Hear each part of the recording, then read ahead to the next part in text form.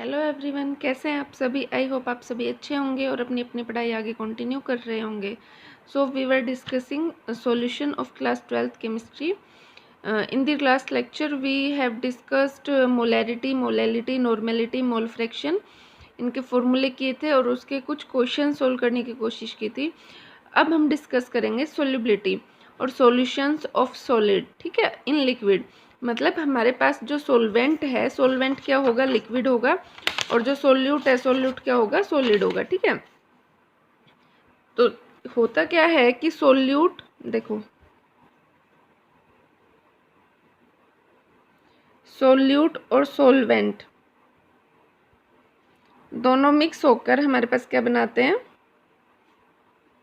Solution बनाते हैं। तो सोल्यूट और सोलवेंट दोनों हमारे पास मिक्स होके सॉल्यूशन बनाते हैं। तो होता क्या है, एक होता है सैचुरेटेड सॉल्यूशन और एक होता है अनसैचुरेटेड सॉल्यूशन। दो टर्म्स होती हैं, एक होती है सैचुरेटेड,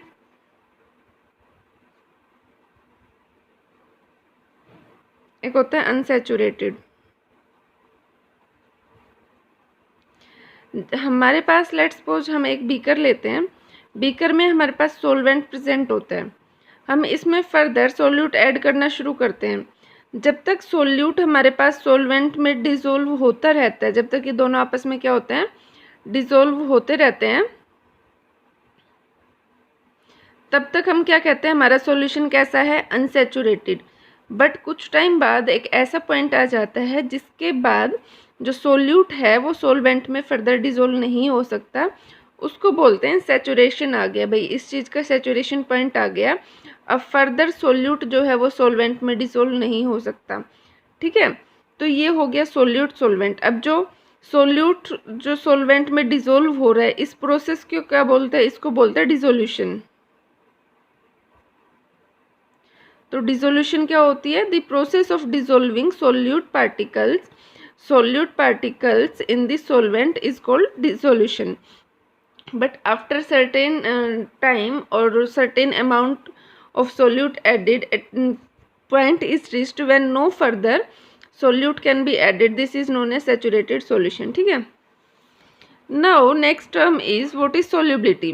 अब तक हमने पढ़ लिया कि भाई सैचुरेटेड सॉल्यूशन क्या होता है और अनसैचुरेटेड सॉल्यूशन क्या होता है। अब होता है सोल्युबिलिटी। सोल्युबिलिटी क्या होती है, घुलनशीलता। इसमें क्या होता है कि हम इसको समझने के लिए आप ये देखो कि हमने एक बीकर लेते हैं, बीकर में हम 100 ग्राम क्या लेते हैं, सोलवेंट लेते हैं। बीकर में हमने 100 ग्राम सोलवेंट लिया और नाउ हम अब इसमें क्या करना है, शुरू करते हैं, सोल्यूट ऐड करना शुरू करते हैं।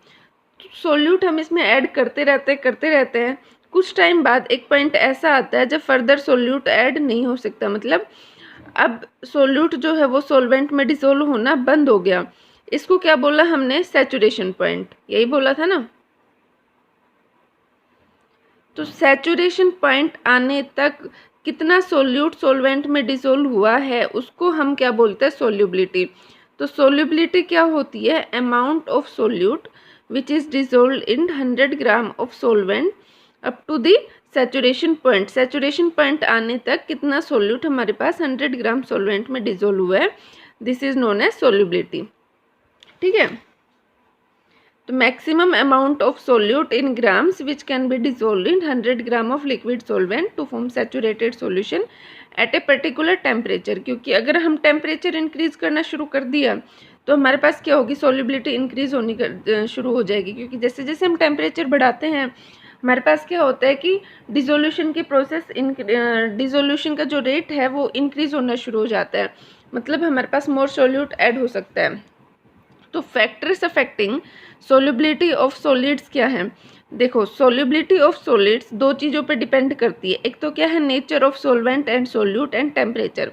सबसे पहले nature of solute and solvent देखो। देखो हमारे पास दो चीज़ें हैं, एक सोल्वेंट है, एक सोल्यूट है।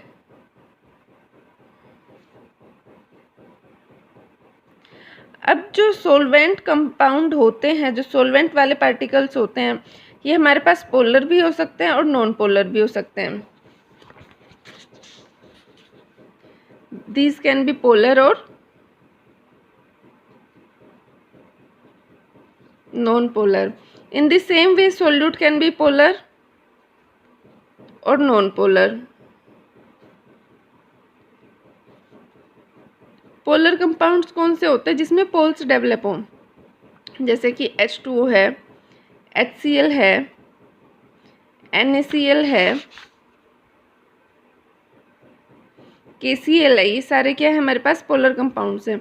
नॉन पोलर जिसमें हमारे पास डाइपोल मोमेंट ना हो, जैसे कि O2, N2, H2 गैसेस जो होती है हमारे पास, ये वाली O2, N2, H2 या फिर इनर्ट गैसेस, वो हमारे पास क्या होती है? नॉन पोलर होती है। ठीक है, तो एक चीज़ होती है कि हमारे पास एक टर्म होती है लाइक डिजोल्व लाइक, मतलब जो हमारे पास पोलर कंपाउंड्स होंगे वो पोलर्स में ही डिजोल्व होते हैं, और जो नॉन पोलर कंपाउंड्स होते हैं वो नॉन पोलर में ही डिजोल्व होते हैं।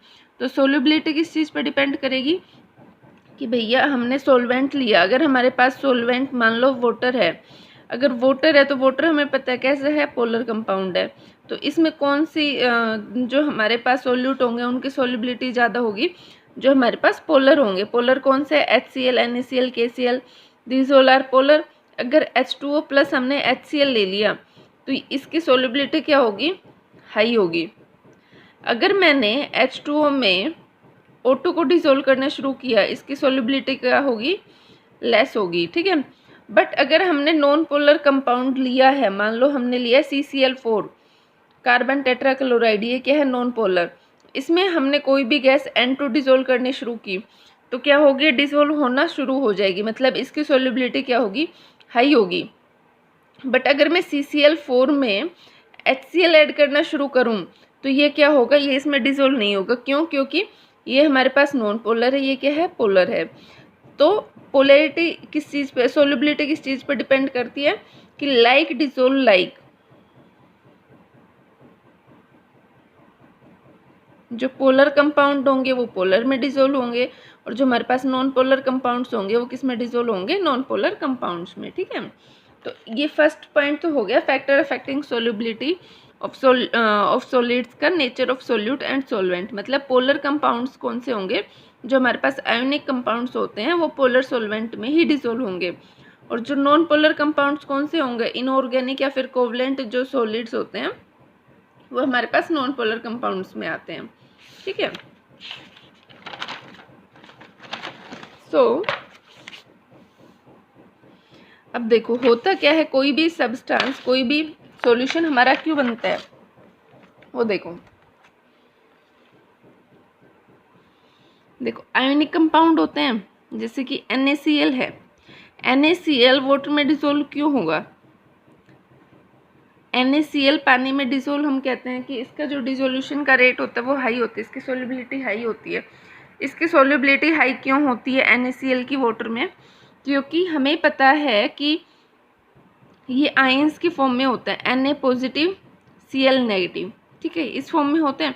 जब हम इसमें पानी डालते हैं तो क्या होता है कि जो सोडियम आयन है इसके चारों तरफ भी वाटर एक शीट बना लेता है, और जो क्लोरीन आयन है, क्लोराइड आयन है, इसके चारों तरफ भी वाटर एक शीट बना लेता है।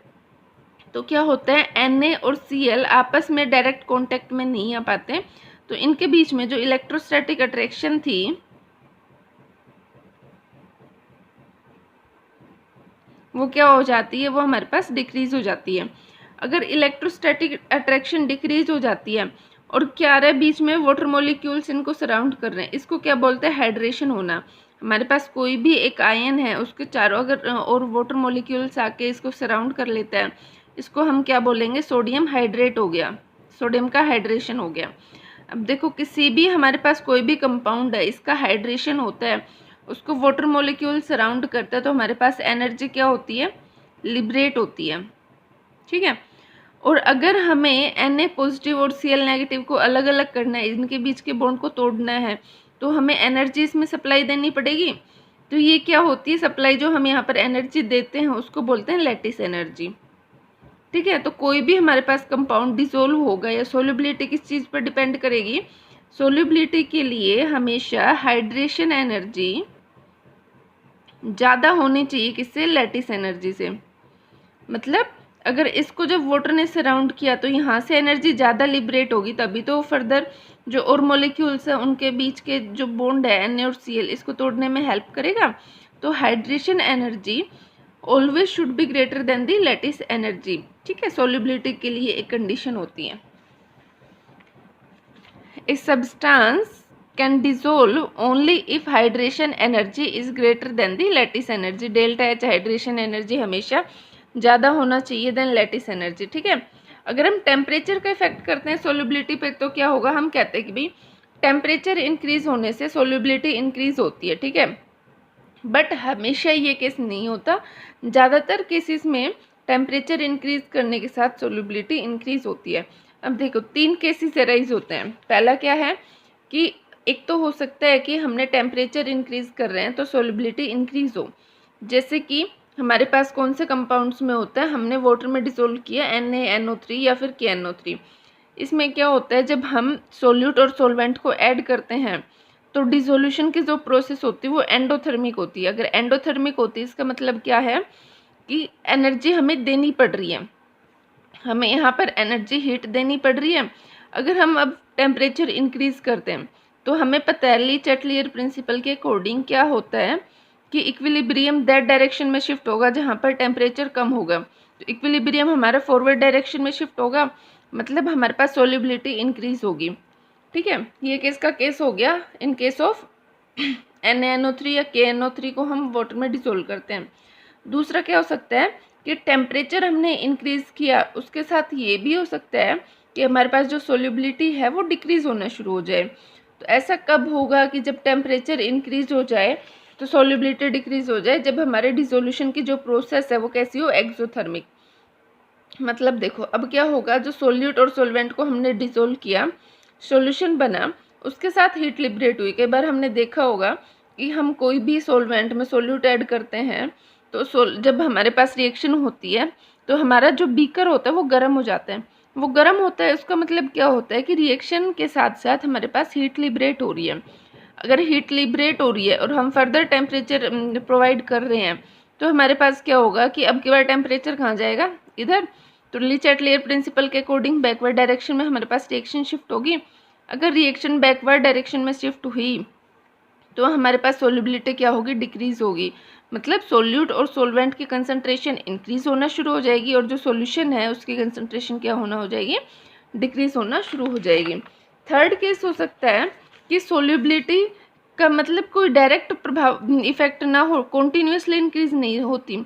सोल्युबिलिटी डज नॉट इंक्रीज और डिक्रीज कॉन्टीन्यूसली, कॉन्टीन्यूस इंक्रीज नहीं होती। क्या होता है कि हम कोई सब्सटेंस है, मान लो Na2SO4.10H2 है, इसको हमने हीट करना शुरू किया तो एक पर्टिकुलर टेम्परेचर ऐसा आता है कि ये हाइड्रेटेड फॉर्म में इससे अनहाइड्रस फॉर्म में कन्वर्ट होना शुरू हो जाएगा। एट ए पर्टिकुलर टेम्परेचर क्या होगा, ट्रांजिशन होना शुरू हो जाएगा। तो कॉन्टिन्यूस नहीं हो रहा, मतलब यहाँ तक तो 10H2 थे, बट जैसे ही 32.4 डिग्री आया क्या हुआ कि 10H2 रिमूव हो गए, सिर्फ क्या बचा, Na2SO4 सॉल्यूशन। ठीक है, this is solution of solid in liquid. Now we will study solution of gas in liquid. Okay, so we will discuss this topic in the next video. Okay, thank you for watching. अगर कोई भी doubt हो तो आप comment section में comment करके ज़रूर पूछ सकते हैं।